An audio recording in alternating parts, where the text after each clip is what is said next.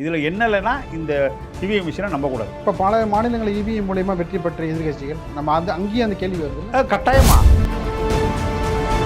நல்ல சாஃப்ட்வேர் பண்ணி எங்க இருந்தாலும் ஓட்டு போடலாம். அந்த ஓட்டை வந்து உறுதிப்படுத்தணும். இல்லை 5 கோடிக்கு மேற்பட்ட ஓடிபி வந்து ஒரே நாளில் பண்ண முடியுமா சார்? சர்வர் தான் சார் அது பண்ண முடியும் சார். இது ஒரு 5 மணி நேரமே போதுமானது. 5 மணி நேரம் முடிஞ்சோன்னா அடுத்த 3வது மணி நேரம் நீங்கள் ஓட்டு கவுண்டிங் பண்ணி சொல்லிடுங்க. தொழில்நுட்பம் சார்ந்து இனிவரும் காலங்களில் மேலை நாடுகளில் போல வாக்களிக்கக்கூடிய விடயங்களை வந்து பண்ணுறதுக்கான வாய்ப்புகள் வந்து தேர்தல் ஆணையம் செய்யுமா? புதிய தொழில்நுட்பத்தில் தான் நீங்கள் பண்ணினீங்கன்னா, ஏன்னா எல்லாம் நிறைய வந்துருச்சு. அதனால் இப்பயே வந்து கள்ள ஓட்டு வந்து 99% குறைச்சிட்டாங்க. ஏன்னா அதில் பண்ணவே முடியாது. நீங்கள் வந்து ஐடி கார்டு கொடுக்குறது மட்டும் இல்லாமல் அங்கே ஒன்று போலி அது வந்து ரொம்ப ரேரு, தெரியாமல் செய்கிறதா இவங்க இந்த 1-2 கூட தமிழ்நாட்டில் குறைக்கிறதுக்கு வாய்ப்பு இருக்குது. நீங்கள் இன்னொன்று நல்லா கவனித்து பார்த்தீங்கன்னா,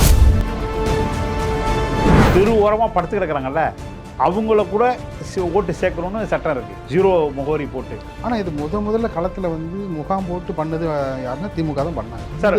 ஒரு இதில் பிளாட்ஃபார்மில் படுத்துருக்கவங்கள சேர்க்க சொல்கிறீங்க. இந்த தெருவுலேருந்து அந்த தெரு போனால் சேர்க்க முடியாத அளவுக்கு இப்போ இன்றைக்கி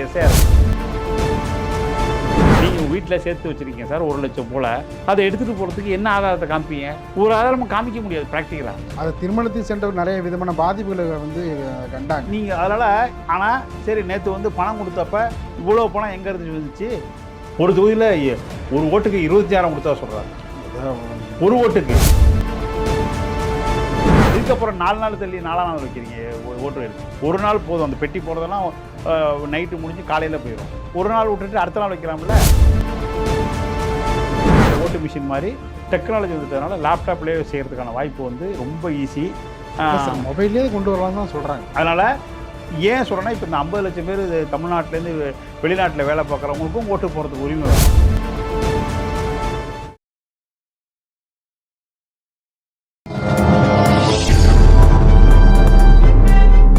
பத்திரிகை.com நேயர்களுக்கு இனிய வணக்கம். வாக்கு சீட்டு, அதே போல் வந்து பார்த்திங்கன்னா வாக்குப்பதிவு இயந்திரம், அதன் சார்ந்து வாக்களிக்கும் முறை என 2 விஷயங்களை வந்து பல நாடுகளில் வந்து போட்டி போட்டு வருகின்றன. எது வந்து இனிவரும் காலங்களில் எளிதான விஷயம் என்பது உள்ளிட்ட பல்வேறு கேள்விகளுக்கு பதிலளிக்க இணைந்திருக்கிறார் ஜனநாயக ஆர்வலர், சமூக ஆர்வலர், அரசியல் விமர்சகர், வழக்கறிஞர் பாண்டியன் அவர்கள். வணக்கம் சார். நம்ம வாக்குப்பதிவு சதவீதம் உயர்ந்திருக்கு. இது வந்து ஒரு புதிய ஜனநாயக மறுமலர்ச்சி என்று கூறினாலும் மேற்கு வங்காளத்தில் வந்து 92% வாக்குப்பதிவு நடக்குது. அங்கே வன்முறை, இங்கே வன்முறை இல்லை. சட்டம் ஒழுங்கு வந்து இங்கே சிறப்பாக இருக்குது.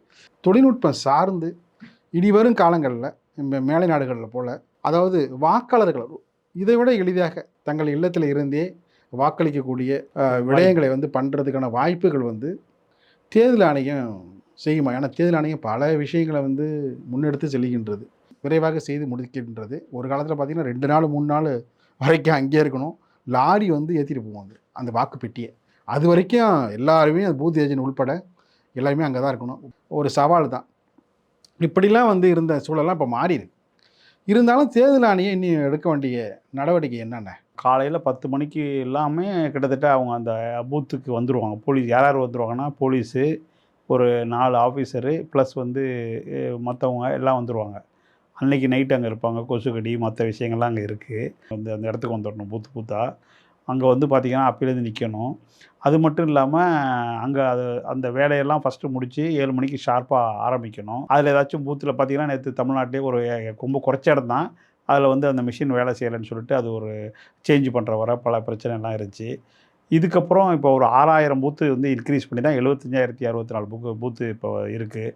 அதனால் 1000க்குள்ளே குறைஞ்சிருச்சு. பெரும்பாலும் ஒரு பூத்துக்கு 1000 ஓட்டு அப்படிங்கிற அந்த ஸ்டேஜ் வந்துருச்சு.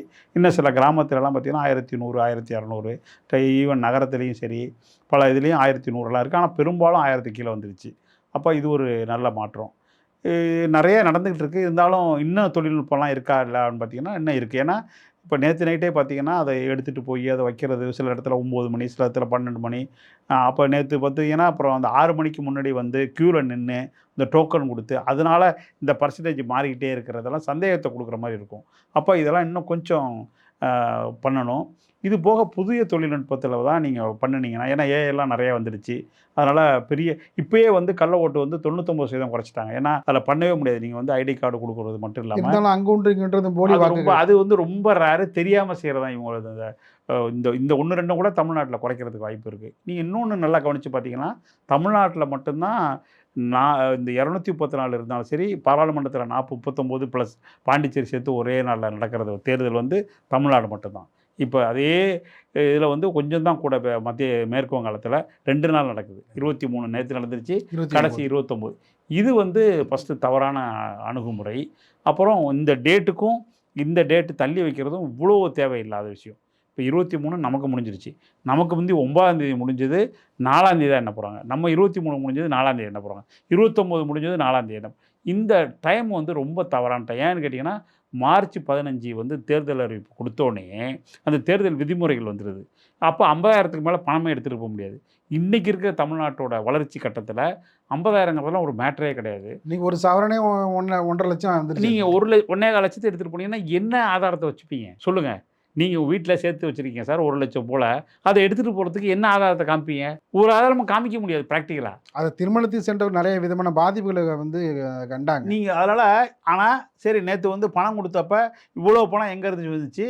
தேர்தலில் 3000 கொடுத்தது உண்டு, 1000 கொடுத்தது உண்டு, 500 கொடுத்தது உண்டு, 300 கொடுத்தது உண்டு. ஒரு ஓட்டுக்கு ஒரு தொகுதியில் ஒரு ஓட்டுக்கு 26,000 கொடுத்தா சொல்கிறாங்க. ஒரு ஓட்டுக்கு. அதே தொகுதியில் எதிர்க்கட்சியாக இருந்தாங்கன்னா வீட்டுக்கு 25,000 கொடுத்துருக்காங்க.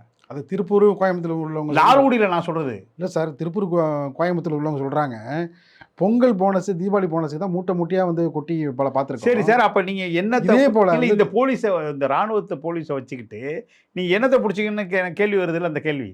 அப்போ இது வந்து ஒரு இந்த இந்த பிடிக்கிறது, அதை செக் பண்ணுறதுங்கிறது வந்து என்ன கருத்தடைப்பு, அது வேண்டவே வேண்டாம்னு சொல்கிறேன். ஏன்னா நீங்கள் அதை பிடிச்சி மொத்தமே இத்தனை 1 கோடி தான் நம்ம சொல்கிறீங்க. ஆனால் இங்கே 5,000 கோடி 10,000 கோடி போயிடுச்சு. அப்போ அதுக்கும் ரிலேட்டே ஆகலை. அப்போ அதனால் இது முதல்ல இந்த சாதாரண மக்களை நீங்கள் வந்து போட்டு நீ காரை நிப்பாட்டுறது, டூ வீலர் நிப்பாட்டுறது, இது வந்து துன்புறுத்துறதே வேண்டியில்லை. ஏன்னா இது எல்லாமே குறைச்சேன். அதாவது வந்து இவர்களை விரட்டி பிடிக்கிறது பதிலாக அதை அவர்களை பிடிச்சி புண்ணியம் இல்லை. அப்போ அந்த இடத்த நீங்கள் மாற்றணும்னு சொன்னால் தொழில்நுட்பத்தோட ரொம்ப குறைச்ச நாள் இந்த 15லேருந்து நீ யோசிச்சு பாருங்கள், கிட்டத்தட்ட 1.5 மாதத்துக்கு மேலே போகுது. இப்போ மார்ச் 15லேருந்து அந்த ஒரு 15 நாள், ஏப்ரல் ஃபுல்லாக 30 நாள், இந்த பக்கம் ஒரு 5 நாள். அப்போ 30 அந்த பக்கம் 20 கூட்டிங்கனாக்கா கிட்டத்தட்ட 50 நாள் வந்துடுது. இது எதுக்கு இந்த கஷ்டத்தை தமிழ்நாடு மக்கள் கொடுத்துக்கிட்டு?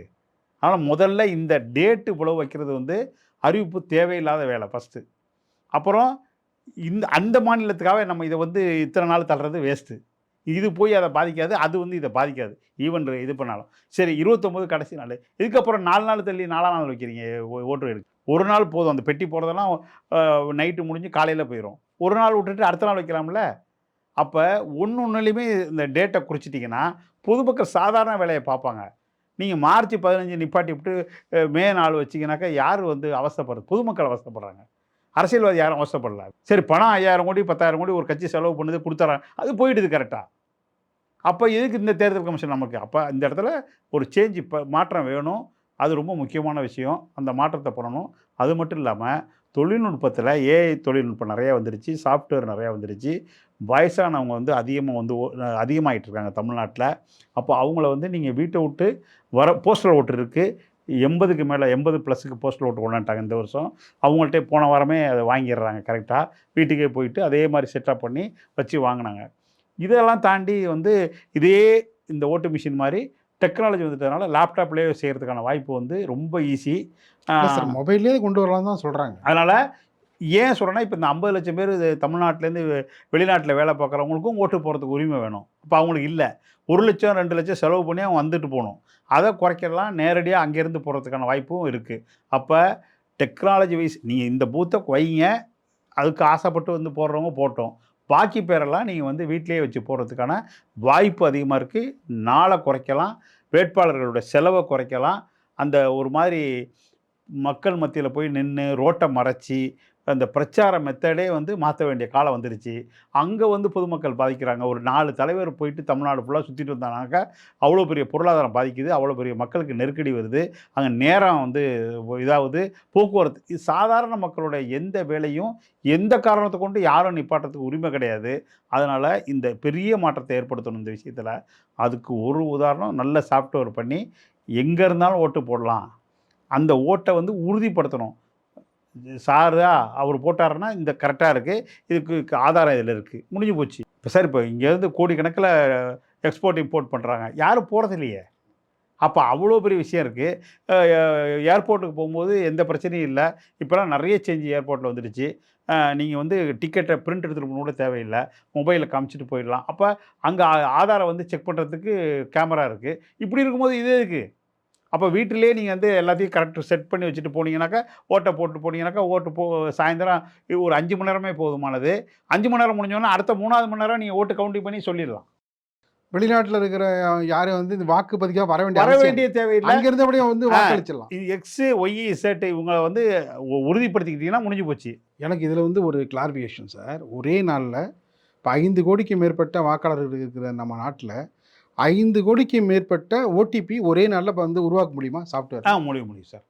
சாத்தியமா அது? காலையில் நீங்கள் 7 மணிக்கு கூட ஆரம்பிக்கணும், 9 மணிக்கு ஆரம்பித்து 12 மணிக்குள்ளே நீங்கள் 5 கோடி சொச்ச பேரும் ஓட்டு போட வச்சிடலாம். சாயந்தரம் 6 மணிக்கு ரிசல்ட்டும் சொல்லிடலாம். இல்லை, 5 கோடிக்கு மேற்பட்ட ஓடிபி வந்து ஒரே நாளில் பண்ண முடியுமா சார்? சர்வர் தான் சார் அது பண்ண முடியும் சார். பல விஷயம் இப்போ பேங்க்கில் மற்ற விஷயத்தில் அந்த அளவுக்கு போயிட்டுருக்கு ஏற்கனவே. அதனால் இவ்வளோ செலவு பண்ணி இப்படி யோசிச்சு பாருங்கள் சார். இந்த 5 பேர் வந்து போலீஸை கொண்டு வச்சு இந்த காரெல்லாம் போலீஸு பாதுகாப்பு 4ஆம் தேதி வரை அந்த கட்டடத்துக்குள்ளே வச்சுக்கிட்டு இருக்கிறதுக்கெல்லாம் யோசிச்சு பார்த்தீங்கன்னா அதோட செலவு குறைச்சலாம் ஒன் டைமில் முடிச்சுட்டு போயிடலாம் அந்த விஷயத்தை. அதனால் சாத்தியக்கூறு அதிகமாக இருக்குது. அதை நீங்கள் பண்ணிட்டீங்கன்னா 99% உள்ள ஓட்டு பர்சன்டேஜும் போயிடும். எந்த சிக்கலும் வராது, தப்பான ஓட்டு வரவே வராது, கள்ள ஓட்டுக்கு வழியே கிடையாது. இந்த மாதிரி அளவுக்கு டெக்னாலஜியில் வந்து ஈஸியாக செஞ்சு கொண்டு வந்து சக்ஸஸ் பண்ணிடலாம். இந்தியா போன்ற நாட்டில் எஸ்ஏஆர்லாம் வந்து சார் இல்லை, எஸ்ஏஆர் போல் இதுவும் செய்யலாங்கிறீங்க. எஸ்ஏஆரே இன்னும் நல்லா மாற்றணும்.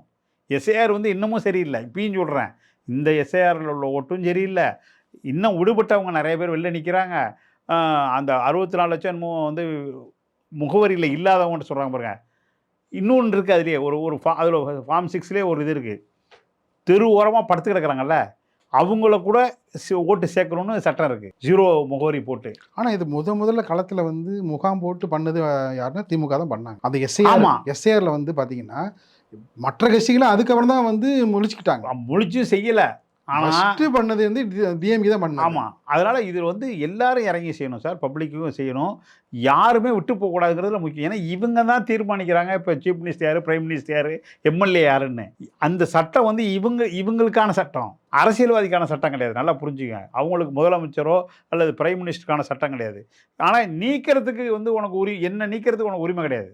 நீக்கி இவ்வளோ பேர் இருக்க வச்சுட்டு நம்ம எலெக்ஷனை முடிச்சிட்டோம். இது ரொம்ப ஒரு அயோக்கியத்தனங்கிற வார்த்தையை நான் பயன்படுத்துகிறேன். ஒரு ஜனநாயகத்துக்கு எதிர்ப்பானதுங்கிறீங்க. ரொம்ப எதிர்ப்பானது. ஒருத்தரை நீக்கிட்டு ஒரு ஆளை கூட நீக்கிட்டு பண்ணக்கூடாது. நீங்கள் இதுக்கு ரூலை தப்பாக போட்டுட்டு அவனை நீக்கிறீங்க. அந்த ரூலுக்கு அவங்கள கொண்டு வரக்கூடாது. அவன் என்ன பண்ணுறானோ அதுக்கு ரூலை போடுங்க சார்.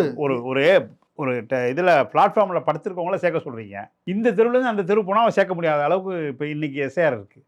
அது தவறான விஷயம். இப்போ எஸ்ஐஆர்லேயும் வந்து சீர்திருத்தம் என்ன வேணும்? ரொம்ப வேணும் சார். உங்களுக்கு இதுக்கு சேர்க்கறது நியாயம் இல்லை. அப்போ அதுவும் நியாயம்ன்றானா? அவன் எந்த ஊருக்கு முகவரிக்கு போகிறாங்க சார், ஒரு வாரத்துக்கு முந்தையே எங்கே இருந்தாலும் அவனை சேர்த்துருங்க சார். இப்போ வாய்ப்பு இருக்குல்ல, சாஃப்ட்வேர் இருக்குது, செக் பண்ணுறதுக்கு கவலையே கிடையாது. சரி, இப்போ பிஎல்ஓ போட்டு செக் பண்ணுறீங்க.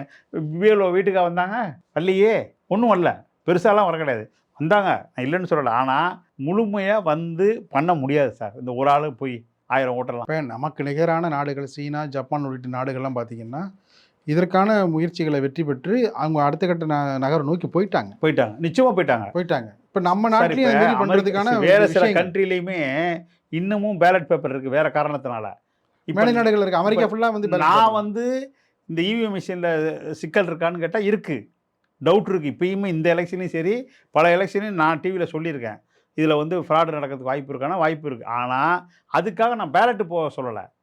இதில் ஒரு சிஸ்டம் இருக்குது. என்ன இருக்குன்னா, அந்த விவிபேட்டில் வந்து நீங்கள் போட்ட சின்னத்தை பார்க்கலாம். நம்ம சொல்கிறது என்னென்னா, சுப்ரீம் கோர்ட்டு தான் அது வந்து நிப்பாட்டினது. ஆனால் இந்த பேலட் பேப்பர் இருக்குது பார்த்தீங்கன்னா, உழுவுறது, அதையும் சேர்த்து எண்ணினீங்கன்னா இந்த ப்ராப்ளமே நான் சொல்ல முடியாது. அது எண்றது இல்லை. இப்போ என்ன பண்ணுறாங்கன்னா, சாம்பிளாக 5 ஒரு தொகுதிக்கு 5 அப்படி தான் எண்ணி முடிக்கிறாங்களே ஒழிய, எல்லா இப்போ நம்ம போடுறதெல்லாம் பார்க்குறோமே ஒழிய, இது எண்றதே கிடையாது. நமக்கு வந்து உள்ள வருது, பார்க்குறோம், முடிஞ்சிருது. அவ்வளோதான். இது எண்றது கிடையாது. இதை எண்ணி அதையும் டேலி பண்ணலாம். இது ஒரு நாள் ஆகும்னு சொல்கிறாங்க. பட் அது இப்போல்லாம் இருக்கிற டெக்னாலஜியில் அப்படி கிடையாது. அதே நாளில் அதே இதில் சொல்லிடலாம். அதுக்கான மேன் பவர் தான் போடணுமே ஒழிய வேற ஒன்றும் இல்லை. இவ்வளோ பெரிய ஜனநாயகத்துக்கு அது தேவை. அந்த ஓட்டையும் எண்ணணும். அதுவும் இதில் உள்ள ஒரு மிஸ்டேக் நடந்துகிட்டு இருக்கு. இப்போ அதை வந்து நம்ம பின்னாடி பார்ப்போம், வாய்ப்பு இருக்குது. அதாவது கண்ணால் பார்ப்பதும் போய், காதால் கேட்பதும் போய், தீர விசாரிப்பது மெய். அவ்வளோதான். அதே போல தான் இதுலேயும் நடக்கணுங்கிறீங்களா? ஆமாம். இதில் என்ன இல்லைன்னா இந்த இவிஎம் மிஷினை நம்பக்கூடாது. இப்போ பல மாநிலங்கள் இவிஎம் மூலயமா வெற்றி பெற்ற எதிர்க்கட்சிகள் நம்ம அங்கேயும் அந்த கேள்வி வருது இல்லை? கட்டாயமா. நீங்கள் அதான் ரொம்ப டெக்னிக்காக செஞ்சுட்டு இருக்காங்க தான் நான் நினச்சிட்டு இருக்கேன் இப்போக்கி. அதனால் அதை வந்து நம்ம இப்போக்கி அந்த சந்தேகத்தோடே இருக்கட்டும். இப்போக்கி இதை நம்புவோம். பின்னாடி வாய்ப்பு கிடைக்கும்போது இதை வந்து அதுக்கான அதிகாரிகள் வந்து மாற்ற வேண்டிய நெருக்கடி இருக்குது. நிகழ்ச்சியில் பங்கேற்று பல கருத்தில் தெரிவித்தமைக்கு நெஞ்சார்ந்த நன்றி.